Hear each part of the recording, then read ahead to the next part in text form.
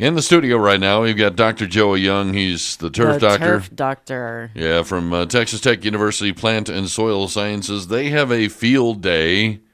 Oh, yeah. Having a field day on July the 13th. Correct. Now, this is going to be not to be confused with the field day tomorrow at Research Farm 6 miles east of New Deal on 1729. Because I've had a couple of people saying, no, wait a minute, you got this day and that. Lots of research field days going on this time of year. Yeah. So. Okay, so you guys are over off 4th, yes? We're off of 4th, basically about 2nd and Quaker.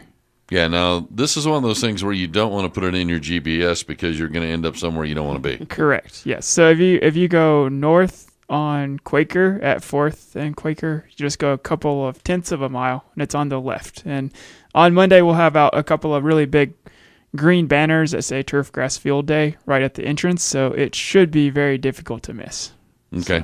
There will be some people that do miss it. They might. So, okay. So what do you have in store? You have in the morning. This is kind of, you have a morning and an afternoon thing. Yeah. So we have a couple of different field days this year, which is different than last year. Last year we just had the morning, and the morning one is going to be very similar. It's really designed for our professional turf managers as well as homeowners, residential people or people that manage residential landscapes in town. So there's 2 different tracks that are going to be going on simultaneously, one for professionals like golf course superintendents, athletic field managers, professional contractors, those kinds of people. And then there will be a separate section going on at the same time for homeowners, residential people who want to learn a little bit more about taking care of their yard. Okay, what time does this morning thing start? Registration starts at 7 to 8. The opening remarks, which is kind of the basic openings, thanking our sponsors, thanking people for being there, starts at 8 o'clock a.m. And then the actual first talk of the tour will start at 9 o'clock. Okay, now, here's what I was wondering, because off mic you told me that there are going to be, is it 6 different talks? 6 different presentations? 6 talks per group. So the residential homeowners listen to 6 15-minute talks. The professionals listen to 6 different 15-minute talks. Okay. Oh, great. So they're targeted. Yeah, exactly. Yeah, the topics are relevant to the group that's going to be there. And one additional thing that's really good for this year, if any of the listeners have pesticide applicator license, we are going to be offering 2 CEUs, general CEUs, to anyone who is there. So they'll need to sign up for that paperwork whenever they come that morning and register. But you get 2 general CEUs for your pesticide license recertification.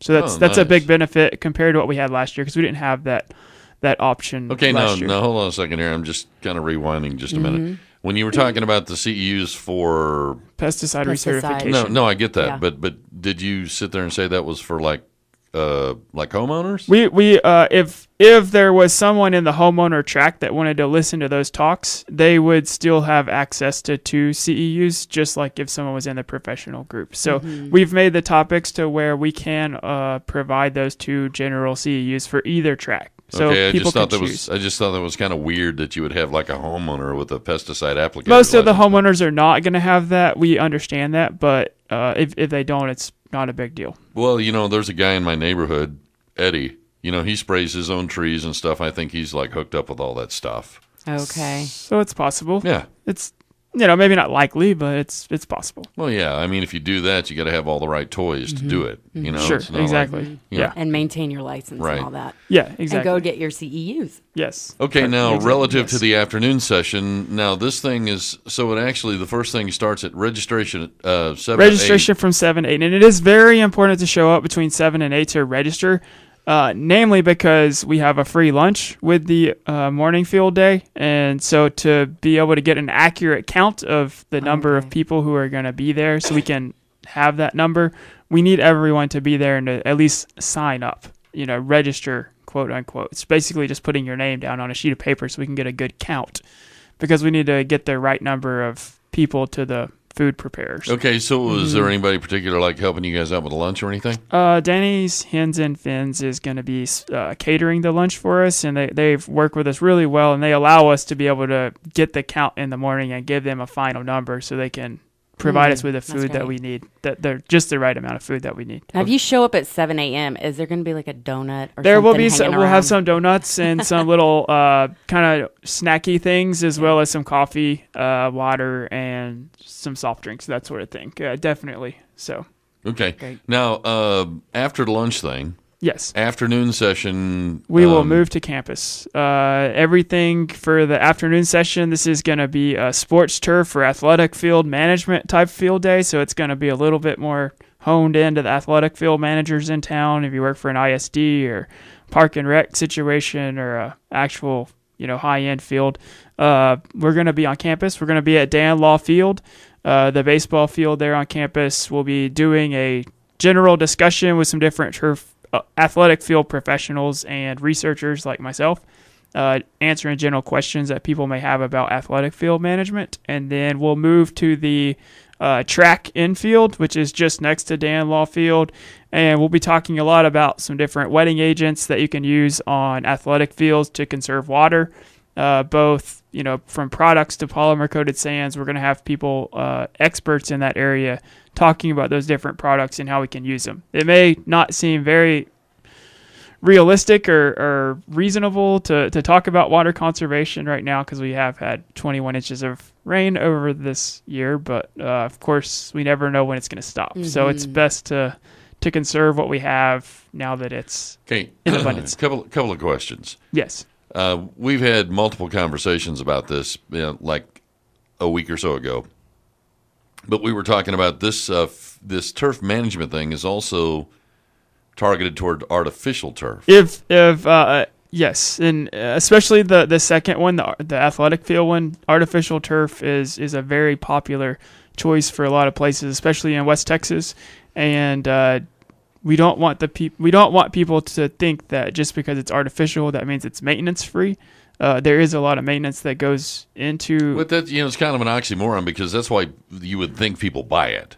Well, but I'm glad you said that because, even in residential settings, Yes. people are using Also not the maintenance free. Yeah. Yep. So, in fact, we just put in some artificial grass in our alley because we had a spot that it just wouldn't grow very well. We didn't want to water it, and it looks great, but I don't know what you have to do with it. And it may be a little bit different in a residential situation, but Yeah, it probably nobody's playing still is football not on it, maintenance free. You're Right. still going to have some weeds that are going to want to grow through there. So maybe herbicide applications or hand weeding or something to that effect. I don't know all the Interesting. details. However, Ryan Kaspitsky is our athletic field superintendent at Texas Tech. He manages all of the athletic fields that we have on campus, from real grass to synthetic turf. He has a vast amount of experience. He goes and works with the Super Bowl. He volunteers at the Super Bowl every single year, taking care of the Boy, that field. must be rough. He's very intelligent, and he can answer any and all the questions that folks may have about synthetic turf management, keeping up with the fields, maybe some things that they do on Jones Field that keep it in precise condition and ready to play from week to week. Okay, another question relative, like the athletic fields at Tech. Are any of them? I know we've got artificial turf, obviously, in Jones Stadium, but do we have any like just natural turf or combination applications? And I'm just curious. Yeah, sure. So a lot of our athletic fields are artificial, but softball is Bermuda grass, real grass. Infield on the track is real grass. We have practice football fields that are artificial and real grass. So there's a nice combination of different things on campus. The majority is artificial, but again, we do have some real grass in different places. All right. Second and Quaker, approximately. Yes. 7 o'clock a.m. registration. 7 to 8, starts at 9. You got a residential track. You got a commercial track. Get there early. Make sure you RSVP for the lunch. Otherwise, you're not going to be eating free. Right. As long as you just sign up that morning. That's really, Right. it doesn't take anything before. But Right. yeah, and then the afternoon one's at 1:30 on campus. All right. Thanks, Joey Young, Texas Tech Plant and Soil Sciences.